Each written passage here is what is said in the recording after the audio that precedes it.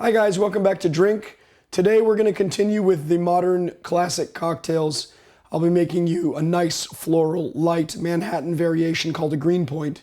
It is one of the most important and popular cocktails to come out of the bar Milk and Honey, and it was created by Michael McElroy in 2005.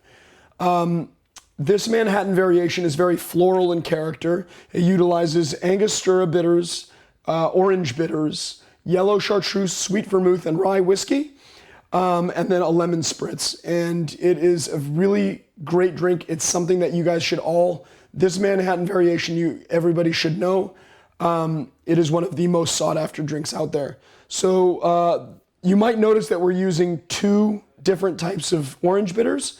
And the reason why is because I like to do a 50-50 split of Regan's bitters and Fees. Fees is kind of a more straight navel kind of sweet orange flavor as opposed to the Regan's, which is going to be a little spicier in character, and together they make like my favorite kind of bitters. So to get started, we're just going to do 4 dashes of Angostura bitters. If you're using this bitters dasher, it'll be 4 dashers because the dashes are so measured. If you're using a regular Angostura bitters bottle, it'll be 2 dashes. And then I'm just going to do 1 of the Regans and 1 of the Fees, that was kind of a big dash, but we'll let it slide this time. And then this is a pretty simple cocktail. We're gonna do a 1/2 ounce of yellow chartreuse. If you guys don't know what yellow chartreuse is, it's really worth finding out. This is a very old, probably one of the oldest distilled spirits. It is made by the monks of La Grande Chartreuse in France. It has been being made since the 1100s. And kind of a cool fact about this is that actually, of all the monks that make it, only one of the monks has the full recipe. All the other monks that are included in making this particular thing are only allowed to know what their part is. And then I guess that one monk then chooses a successor and they pass the recipe down generation to generation. The second thing we're going to be using is Cocchi di Torino sweet vermouth. I like this vermouth a lot. It's really high quality. Plus you can get it in bottles that are 0.375, so you don't have to do a full 750, and these go bad in about a month in the fridge, so just so you know. 1/2 ounce of that, by the way. And then, last but not least, 2 ounces of rye whiskey. I found this Basil Hayden rye and I really enjoyed it. It's really nice. It's a little bit expensive to mix with, but I'm making I'm making an exception this time because it's just, I know it's going to go great in this cocktail. And then we're going to just stir with some ice. Today I'm not using cracked ice, I'm just using shaking ice, and unfortunately I don't have a little scoop, so I'm just going to use my hands, but since we're making it at home, that's fine. They're all in there, and then we're going to give it a stir.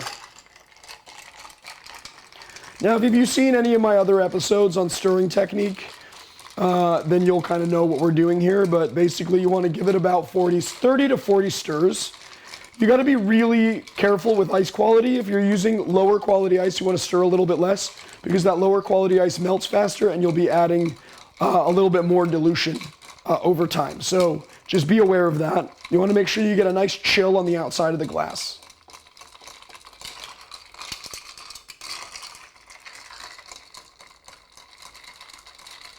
All right. And then we're ready to strain. So we're just going to strain into our glass. You'll notice that I am not using a chilled coupe. And if you are making this at home for yourself, or if you're making it for friends, you really want to chill the coupe. The reason why I'm not using a chilled coupe right now is because it sort of distorts the color of the cocktail for camera, and I want to really make sure that you guys know exactly what this cocktail is supposed to look like. So we don't want to have a frosted glass.